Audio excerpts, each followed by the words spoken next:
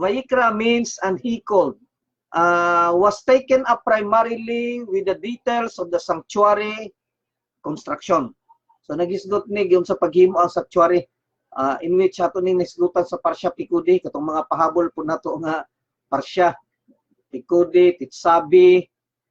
So mo yung mga parsyahan naghisgot sa mahitungod sa paghimo sa sanctuary o sa galamiton diha sa sanctuary.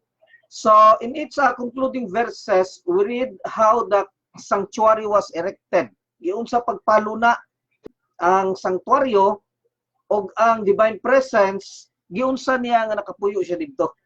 So the sanctuary commenced its function. Mao ni siya ang gitawag nga tent of meeting. Kaning sanctuary nga gisgutan giunsa pagbuhat. Mao ni siya ang gitawag diha sa kasulatan og tent of meeting. Nganong gitawag man ni siya tent of meeting? Tungod dinhi mag-abot sa pag-istorya ang makagagahom ug ang tao. This is the place that is the focus of man's endeavor to serve his creator, and where Hashem communicated to man and made his presence feel within a humanly constructed abode. Because this sanctuary is a man-made sanctuary. Gibuhat ni siya tungod kay walay laing dapit nga gipili ang makagagahom diin didto niya ibutang ang iyang ngalan kundili sa gitawag lang og sanctuary or tent of meeting diin didto magkita ang mga tao aron pagpakistorya kang Hashem. So our parsha named Vayikra and he called. Karon ingon ang Midrash Rabbah. Pinaagi sa sulti ni Rab Asi. Ngano man nga ang mga batanon, mga bata sa mga Hudiyo nag-start sa pagtuon sa Vayikra, in which kabaliktaran siya sa kung kita'y magtuon. Then kung kita ang magtuon, dili ta magsugod sa Vayikra, kung dili magsugod ta dito sa Genesis. Bereshit bara Elohim, Genesis 1:1. Pero ang mga Hudiyo, sa dihang magtudlo sila sa ilang mga anak, dili sila magsugod sa Genesis, kung dili magsugod sila sa Vayikra or Leviticus. Surely it is because young children are pure, according to Rab Asi. Tungod kay ang mga bata nga nagtuon is pure. O ang gisgutan nga mga halad is pure. So let the pure come and engage in the study of the pure. Mao na gisulti sa Midrash Rabbah. At magdahom nung ang mga bata dahil kung magtuon ang mga Hudiyo sila mga anak, dili sila magsugod og Genesis. Magsugod ay sila og Leviticus. So niingon karon si Lubavitcher Rebbe, Rabbi Yosef Yitzchak Skinnerson, the third Rebbe of Chabad. Niingon siya, ngano ang Vayikra is ang katapusan nga kra, ang adiha is nganong gamay man. So when we say Vayikra, ana ba Vayikra? So pasabot ana nga ang asa katapusan sa word nga Vayikra is gamay or 1/2 or 1/4 alep. Ano man na siya nga gamay man siya. So ang Rebbe nag-explain, naghisgot siya sa panahon ni Adam. The first man Adam, niingon si Rabbi Mendel of Lubavitch, the third Rebbe of Chabad. The first man Adam was the handiwork of the Elohim. Siya buhat sa kamot sa makagagahom. And Hashem attested that his wisdom was greater than that of the angel. Ang makagagahom mismo nagsulti nga nagpamatuod nga ang wisdom or ang kahibalo or ang kaalam nga naa ni Adam mas labaw kaysa anghel. Og si Adam nasayod niini that his wisdom was greater than that of the angel. Adam was aware of his own greatness. O kini nga greatness, kini nga awareness caused him to overestimate himself. Nahinay kaniya og salig ang iyang kaugalingon. Nga maoy nagtudlo sa iya to his downfall in the sin of the tree of knowledge. So balik ta sa panahon ni Adam ug ni Kaba, nasayod man gyud ta nga si Kaba ang nakasala, naunsa man nga nahimo man nga si Adam mo nabasol. Tungod kay si Adam wala manggod katudlo sa iyang asawa. Although si Kaba nakabati sa pagwan sa makagagahom diha kang Adam nga sa tanang kahoy dinhi makakaon ka apan anang kahoy sa kahibalo ug sa kaalam dili ka makakaon. Anang duha ka kahoy nga naa diha sa tunga sa Garden of Eden. Pero si Adam wala nakasulti agig paluap kang Kaba. Mao to nga si Kaba dali ra kaayo nga nakasala o natintal sa serpente. Tungod kay dili manggod siya mismo ang gisultihan sa makagahom kundi si Adam. Ngutong kumpiyansa lang siya. Busa tungod sa dako kaayong pagsalig ni Adam sa iyang kahibalo, kini mao'y nahimong hinungdan nganong na downfall og nakaabot sa pagpakasala ang unang tao sa pagkaon sa ginawag og gidili nga kahoy diha sa taliwala sa Garden of Eden. So mao na diferensyang duha nila ni Mose. Mose who possessed a soul deriving from the kukma of Atsilot. Okay, hinumdum ta nga dunay upat ka langit. Kung magsugod ta sa pinakataas is ang tawag anang langita is ang Atsilot. Atsilot, Deria, Yetzirah, og Asiya. Ang Asiya mao ni ang kalibutan. Mao ni ang gitawag sa laing bahin og Malkot. Didto sa Atsilot, didto gikuha ang soul ni Mose. Gikan sa attribute nga kukma. Kukma, bina, kiter, kukma, bina. Di ba mao man tulo ka points dito sa Atsilot? Din ang kiter mao lingkuranan o trono sa atong mga gahom. O ang kukma mao mga substation dito sa ikaapat ka langit. The highest manifestation of divine wisdom. And also Mose aware of this greatness. Sama kang Adam nga nakabalo siya nga taas kayo siya naabot. But this did not lead Mose towards self-aggrandizement. Wala ni makapahimo kang Mose nga sobraan kaayo pagsalig dili sama kang Adam. Tungod kay si Adam, tungod kay nasayod siya nga taas kayo siya kay balo labaw pagani bisan sa anghel. Nga maoy nahimong hinungdan nga nahimo siyang kumpiyansa kaayo. O tungod sa iyang kakumpiyansa, nakasala na hinuon siya. Pero si Moshe, wala. On the contrary, it evoked in him a broken and anguished heart. Mao pagani niya ang nakahimo nga diin ang iyang kasing-kasing na himo niya sa pagpaubos and made him extremely humble in his own eyes. Pinaagi sa pagunahuna sa iyang kaugalingon, if kung dunay laing tao nga sama niya nga matagaag gift gikan kang Hashem, mabless gikan kang Hashem, makabaton pud og sama niya nga kahibalo, then that person would surely have achieved far more than himself. Iyang ginuna nga kanang tawhana labaw pa kay nako. So nagpaubos siya. Og ang makagagahom mismo diha sa Torah ang nagpadayag nga si Moshe was the most humble man upon the face of the earth. In the letters of the Torah which Hashem gave at Sinai, sa letra diha sa Torah nga gihatag ni Hashem kang Moshe diha sa bukid sa Sinai, there are 3 sizes of letters. Dunay tulo di ay ka sukod ang litra nga gihatag sa makagagahom diha kang Moshe. Ang unang litra is katong gitawag og intermediate letters. Ikaduhang litra, oversized letters. Ang ikatulong litra is miniature letters. Katong gamay kaayo nga litra. Ingon nga rule sa Torah, diha sa written Torah, automatic na siya gi-explain. Labi na gyud ni Rabbi Senior Salman nga author sa Tanya nga ang litra sa Torah nga gigamit is with intermediate letters. Katong tama-tama lang nga letters. Nga diin mo ibut pasabot signifying that a person should strive for the level of the intermediate man. Nga ang tao magunahuna nga unta siya makaabot or ang tao makaabot dito bisan man lang sa level of kanang gitawag og ego-ego lang. Apan si Adam, the name itself Adam is spelled with an oversized alif. Dako kayo ang litra nga alif sa ngalan nga Adam. Tungod sa iyang pagkahibalo, maoy na hinungdan nga siya na downfall. lahi pud kang Mose. On the other hand, Mose, through his sense of insufficiency, tungod kay na-attain niya ang gitawag og highest level.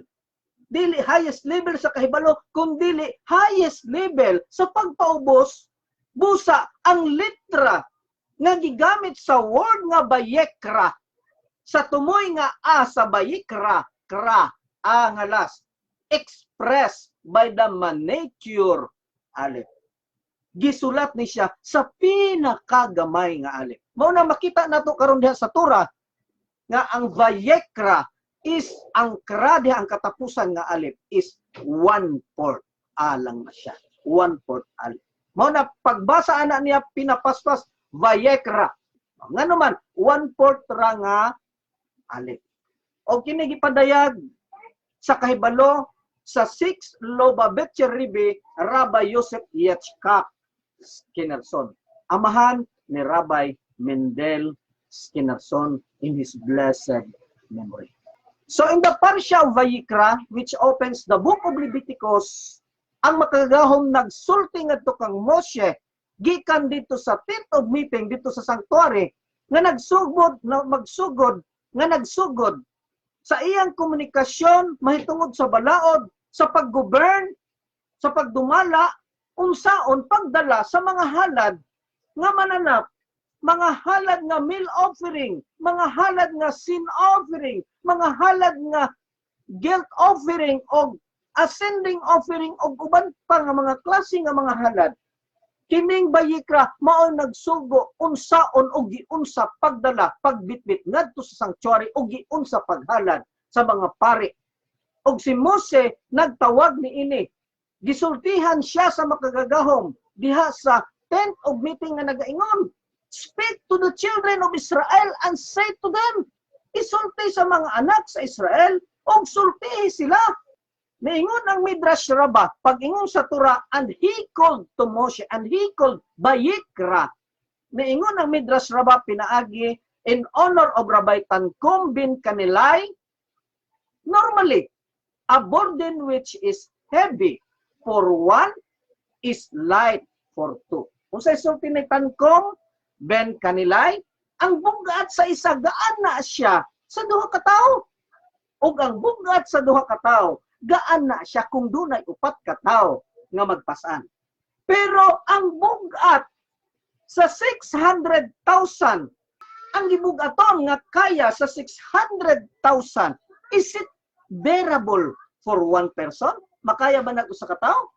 So kung ang usa ka bugat gaan ra dalhon sa duha ka tawo, ug ang duha ka tawo nga makaya niya gaan ra sab dalhon kung upat ka tawo, unsa pa ka kabugat kung 600,000 kataw ang magpasan, unya ang mutabang ang mupasan ana niya is usa lang kataw. Unsay mahitabo sa tawo nga magpasan nga kung papasan na sa ubang mga tawo is 600,000 ang magtabang. It is bearable for one, makaya ba nag-usa lang kataw? So all Israel were standing before Mount Sinai during the giving of Torah at Sinai. Ug sila maingon, kung among madungog ang tingog sa makagagahom, kami sigurado gyud nga mamatay. Kaysa diha nga wala pa sila kaabot dito sa bukid sa Sinai, ang makagagahom nakigistorya sa ilaha, ug daw sila mamatay tungod sa kakusog sa tingog sa makagagahom. Po sa ilang gisugo si Moshe, "Moshe, ikaw nalisa ka dito kay dili mi makakaya sa tingog sa makagagahom." Po sa si Moshe nakita nga ang mapasan nga tingog kaya nga dunggon sa 600,000 is gikaya lang na og usa ka tawo. It is possible to bear the 600,000 og kini siya mao si Mose. Usa siya, busa ang angalan na Moshe tungod sa iyang pagkamapainusanon is gibutang ang iyang pagkamapainusanon sa word nga Vayikra. Ikatulo nga libro sa Torah ni Moshe, Vayikra. Ang katapusan nga Aleph, nga gamay kaayo siya, signifying the humility and the humbleness of Moshe. So pag-ingon sa makagagahom, "Speak to the children of Israel and say to them," unsa ipasulti sa makagagahom nga gisulti ni Hashem kang Moshe, a man who shall bring near of you. Atong sabton, a man who shall bring near of you an offering to Hashem.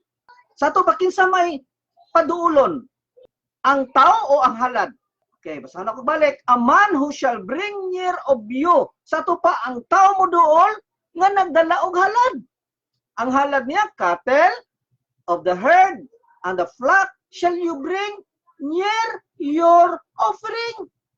Karaniingon ang kasidik master. A man who will bring near of you. Ang buot ipasabot ani niingon niingon ang mga kasidik master. The verse does not say a man of you who shall bring near an offering. So dili ang offering mo inidol kundi ang tao nga nagdala og offering mo inidol ngadto sa halaran. But a man who shall bring near of you an offering. Sa ato pa ang tao mo iniduol aron siya maghalad. The offering must come within the person. Sa ato pa dili ang halad mo importante kundi ang tao nga moduol aron maghalad. It is the animal within man that must be brought near and elevated by the divine fire upon the altar. So dinhi gitagaan og importansya pinaagi sa pagpasabot sa kasidik master nga ang paghalad sa panahon ni Moshe, paghalad sa tao sa panahon ni Moshe is ang pinaka-importante unsa ka kinasing-kasing ang paghalad sa usa ka tawo ngadto kang Hashem. So dili per se ang halad mao importante kundi ang nagdala sa halad. Mao gani ang Midrash Tanhuma pinaagi sa sulti ni Rashi niingon, a man gihubad na nilag Adam, a man who shall bring near of you an offering to Elohim. Nganong ang tura na gamit man og man nga gihubad nilag word nga Adam for man. Nga kung atong tan-awon og maayo, ang synonym sa man is ish. Aron matudloan ang tao that a person cannot offer to Hashem. Dili maka-offer kang Hashem sa mga butang nga wala niya na-obtain sa iyang kaugalingon. O, kinahanglan ang iyang ihalad is katong iyang na-obtain, katong iyang naabot sa iyang pagkasiya, mo iyang ihalad. Dili kay igo lang mo palit kag halad nga mananap, unya imo dayon ihalad dito igo na. Kung dili unsay imong naabot. So makagagawon nagsulti, when you bring an offering to me, be like Adam. Paningkamot na papareha kang Adam nga dili siya nagdala og halad tungod kay daghan siyang mananap, kung dili iyang gidala ang iyang kaugalingon, ingon nga halad sa tubangan sa makagagawon. Din kini nga halad dili ni siya makawat ni bisan kinsa. Tungod kay atong panahon na is siya lang ang tao. So kung mupalit siya mananap sa ubang tao kaysa may palitan. Nga sa unang panahon nga di siya naghalad sa mga tao, wala pa may laing tao, siya pa man lang. Busa ang paghalad niya mananap is wala niya na-acquire ni bisan kinsa kundi na-obtain niya pinaagi sa iyang kaugalingon. O ang Midrash Tanhuma nagtambag, when you bring an offering to me, be like Adam the first man. Kinahanglan, kinasing-kasing yun nimo nga mahalad ngadto kang Hashem. So, naingon ang Lubavitch Rebbe, Mendel Skenderson, when we speak of Adam as one who has alone in the world, we are speaking of the very first hour of his life. Okay, balik ta sa mga midrashic interpretation nato sa Bereshit, that according to the first creation of man, from the time man was created, 3 hours. 3 hours lang ang nilabay, nakasala na ang tao. Nakasala na si Adam o si Kaba. Gikan sa pagbuhat sa ilaha. Gibuhat sila sa ikaunom kaadlaw sa mga oras sa alas 3, approximately 3 p.m. Wala kaabot og 3 hours. Nakasala na ang tao. O sa ato pong natun-an sa mga nakaraan nga mga parsya, that Abel was born before the sin of man. O namoy rin siya nga nakuha. Nga si Cain o si Abel na tao, sa wala pa si Adam nakasala. Tanawa ang resyo. Si Adam gibuhat, gikan siyang pagbuhat, 3 hours lang nakasala siya. O, according to Midrashic interpretation, Adam Cain and Abel was born before the sin of man.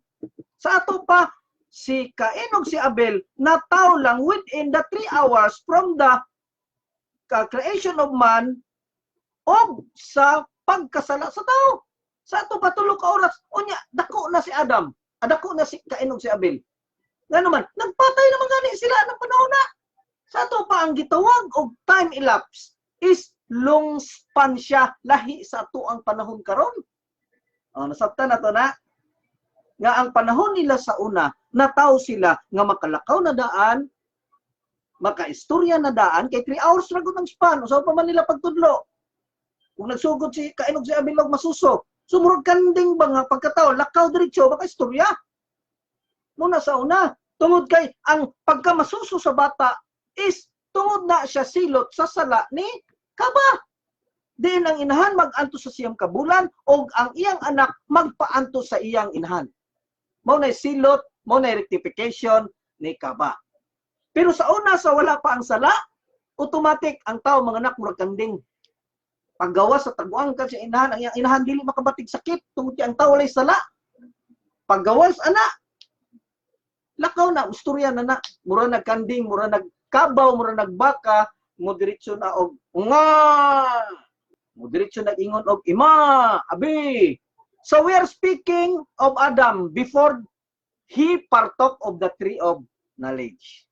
A man still unsullied by sin. Ang tao nga wala pa nakatilaw sala. This is the deeper significance of the Torah reference of the bearer of the korban.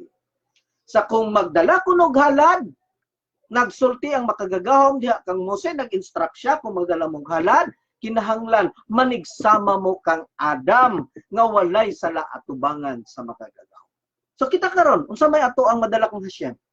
Madala gyapon nato ang halad tungod kay ang mga butang nga gibuhat nato kang Hashem, gibuhat nato sa atong isikataw nga mga maayong butang is usa na kadako og nindot nga halad sa tubangan ni Hashem. Og kinahanglan kung maghatag tag halad ni Hashem is kinahanglan kasing-kasing gyud nato na siya buhaton ihalad para kang Hashem. So every man, the Torah is saying, harbors in the pits of his soul a pristine Adam, a premedial man, untouched by sin. So ang kada tao dunay kalag nga iya ni Adam nga wala gyud makatilaw og sin. Kanang gitawag og spark nga naa sa atong sulod nga dili kasiga tungod kay natabunan siya sa gitawag og has or bisil. Nga kining mao nga bisil or has is mauni ang gitawag og mga needs sa tao. Dili siya kasiga tungod sa needs sa tao. Nga naman, imbis maghisgot ang tura, wala may time. Nga naman, natabunan man kay kinahanglan man karon nga o trabaho. Mauna magyud ang mga panginahanglan sa lawas. So, ang light nga naa sa sulod nato nga wala katilaw sa ug sala nga mao ang spark ni Adam nga iya ni Hashem is dili kalihok tungod kay natabunan na siya sa atong panginahanglanon, sa ato ang pagkatawhanon. So it is by accessing this core of purity ma-access nato ning gitawag core of purity kining sparks nga naa sulod sa ato by unearthing the part of himself. Pinaagi sa pagkuha sa mga babag diha sa atong kaugalingon that did not sin in the first place. Nga diin kining spark nga naatas natong sulod nga kinahanglan natong pagpagan og mga babag is wala gyud ni siya makasala o kinahanglan makabalik ni siya sa gitawag og rightful place as the sovereign of his life. Makabalik ni siya sa tama gyud niya nga posisyon dinhi sa ato ang pagkatao sa panahon ni Adam. And that man, sa kadihang makabuhi na siya, and that man attains the state of Teshuvah. Sa ato pa sa diha nakabuhi ang spark gikan sa tanang has, sa tanang panginahanglanon, that's the time makaingon ta, nakabalik na ta, or nakakabot na ta sa gitawag og true Teshuvah. O sa diyang makakabot ta gitawag og true Teshuvah, then return to his original state of perfection as the time of Adam. So kung namoy mga pangutana lang mo. So karon ingon ang Torah nga ngano nga ingon ana gid ka importante ang paagi sa pagdala og halad, naghisgot na ni siya og daghang mga halad. The first korban The first nga halad to be described is the ula. Sa maning ula, na-lecture na nato niya itong mga niyaging panahon. Kanang gitawag og ascending offering or gitawag na sa laing bahin nga burnt offering. Diin kini nga halad tanan is iya na siya ni Hashem agig pagpahumot kang Hashem. Pagpalakas ba? Whose distinguishing feature is that it is raised to Hashem. Its entirety by the fire atop the altar. Ibutang na siya dito tanan sa ibabaw. O the fire of Hashem consume the offering. So kung ang halad na dalhon sa tao is ascending offering of the herd, sa iyang mga nanap, let him offer a male without blemish. Kung sa daw dalhon, laki nga mananap without blemish. Dalhon asa didto sa entrance of the meeting, iya ni siya dalhon pinaagi sa kinasing-kasing nga paghalad ngadto kang Hashem. Iyang dalhon dito sa tent of meeting ang iyang kaugalingon, ingon nga halad, that he may be accepted in goodwill before Hashem. Aron madawat ni Hashem nga tama dito sa tubangan sa tent of meeting. So sa diyang ihatag na to, atong itapion or itapion sa mga Hudiyo ang ilang kamot diha sa ulo. Ingon nga halad, and it shall be accepted for him to make atonement of sin. Aron ang iyang sala. Maingon nga usa ka atonement diha to him make atonement for him. Aron kini mahimong tabon diha alang niya. So he shall slaughter the bullock, kaning laki nga mananap ngadto ng Hashem, and the priest, ang mga pare, ang mga anak ni Aaron, shall bring near the blood, o kini iyang i-sprinkle ngadto sa altar in the entrance of the tent of meeting. Iyang panitan ang iyang halad and cut it into pieces. Then the son of Aaron the priest shall put fire upon the altar and arrange the wood upon the fire. The priest, Aaron's sons, shall arrange the part. Sila mo ay magplaster dito sa mga parte nga ihalad ingon nga ascending or burnt offering.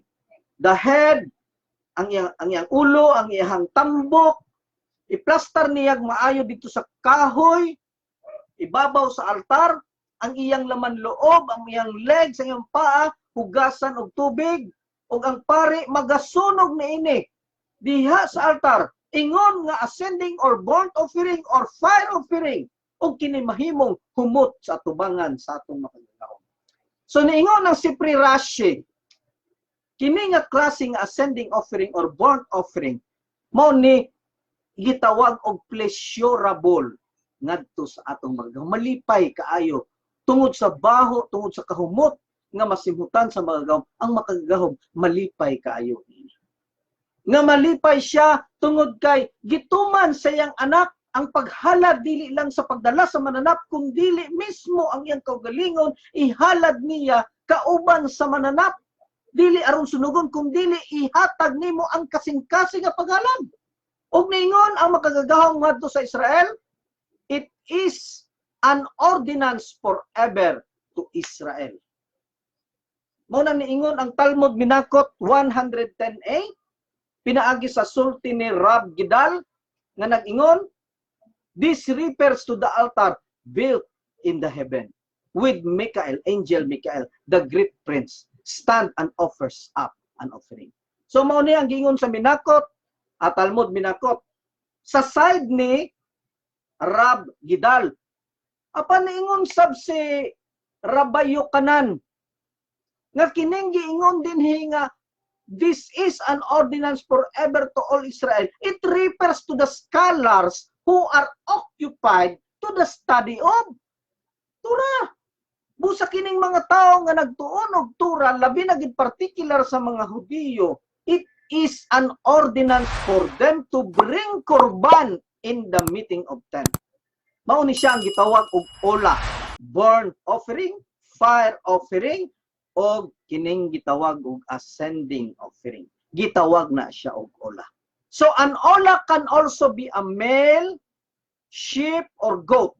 Sa to pa laki gyud, makarnero man, makanding man, in which case the same procedure is followed. Ikapon ang ulo, ihatag, ihawon, panitan, human, sunugon tanang parte sa tubangan ni Hashem.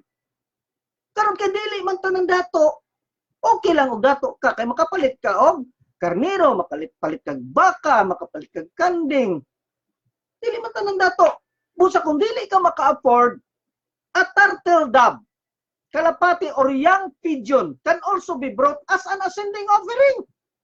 So kung pobre gyud ka, and instead of being slaughtered through shikita, imbis ihawon dito, ang mag-ihaw mismo is ang naghalad. Tungod kay, how can he afford?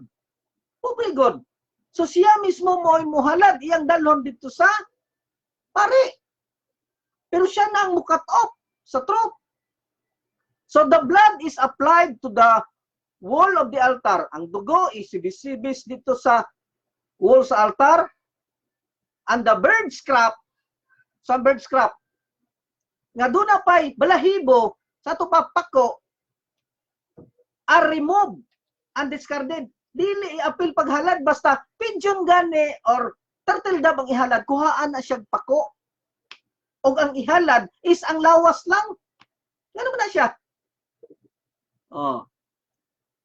Tungod kay ang Midrash Rabbah, Rashi, nag-ingon, sa dihang naingon ang Torah, he shall remove it crop with its feeders and cast it beside the altar. Ipabutang dito sa kilid sa altar, dili pa pilunggalan. Nga naman. Oh. Tungod kay naingon ang Midrash Rabbah, Rashi, tungod kay ang langgam mulupad manggod bisan asa sa kalibutan. Unya mukaon siya bisan unsa nga dili siya magunahunag unsa to or asa gikan ang iyang ikaon. It eats food obtained by Rabbi bisan pag kinawat ng mananapa na nga ng pagkauna na ngalan nga pagkauna ilan ang kaunon. So Hashem said, since this crop is filled with the proceeds of robbery and violence, let it not be offered on the altar. On the other hand, the domestic animal, kung sa mga domestic animal, kaning mga kanding, mga baka, karnero, is crib of its master. Gipakaon yun na sa ilahang amo. And it's neither indiscriminately. Wala gina makakaon og mga kinawat tungod kay wala man na siya magsuroy-suroy para makakaon og bisan unsa. So wala siya makakaon og ginawat or gikan sa violence nga kuan. For this reason, the whole of it is offered up. Mauna nga ang tanang parte sa mananap is ihalad na siya tanan. Ingon nga ascending, fire offering, or burnt offering in front of Hashem. So dunay kalahinan di ay basta langgam o mananap nga dunay upat ka tiil na siya kalainan sa proseso. Kay kung upat ka tiil lang imong ihalad, then tanan sunugon. Tungod kay kana siya nagkuha na siya pagkaon gikan sa nagbuhi niya. While ang langgam bisan asa ra na mupunit og pagkaon o posible nga makakaon siya kinawat or gikan sa violence nga pagkaon. So naingon ang Midrash Rabbah, Rashi, the wings with the feathers were born with it. Kinsa may musunog ani nga ang pari may musunog dito sa lawas. Sunogon ni siya sa ordinary being katong mga naghalaray. Aron siya nga naghalad ni should he smell the odor of burning feathers aron iyang masimutan kung unsay baho sa pako nga naay balahibo. Oh, aron iyang masimutan. Ngano kailangan na iyang masimutan. Why then all this? In order that the altar may be sated. Aron malipay. Kinsa may malipay and glorified by the sacrifice.